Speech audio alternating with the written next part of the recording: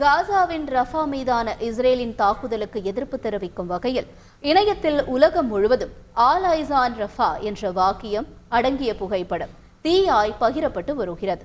Rafah நகரத்தில் அமைக்கப்பட்டிருந்த தற்காலிக முகாம்கள் மீது இஸ்ரேல் நடத்திய தாக்குதலில் கிட்டத்தட்ட 45 பாலஸ்தீனியர்கள் கொன்று குவிக்கப்பட்டனர். சர்வதேச நீதிமன்றத்தின் உத்தரவை துச்சமென மதித்து இஸ்ரேல் ரஃபா மீதான தாக்குதலை தொடர்ந்தது. ஏற்கனவே இஸ்ரேலின் ராணுவ நடவடிக்கைக்கு உலகம் முழுவதும் எதிர்ப்புகள் வலுத்து வரும் நிலையில் ரஃபா தாக்குதல் அனைவரையும் கொதித்தெழச் செய்துள்ளது. இஸ்ரேலுக்கு கண்டனம் தெரிவிக்கும் வகையில் உலகம் முழுவதும் இணையத்தில் ஆல் ஐஸ் ஆன் ரஃபா என்ற மக்களின் எதிர்ப்பு குரல் ஓங்கி ஒலிக்கிறது. அந்த வகையில் இசையமைப்பாளர் யுவன் சங்கர் ராஜா, நடிகைகள் த்ரிஷா, சமந்தா, நடிகர் துல்கர் சல்மான், இயக்குனர் அட்லி ஆகியோரும் தங்களது எதிர்ப்பை பதிவு செய்துள்ளனர்.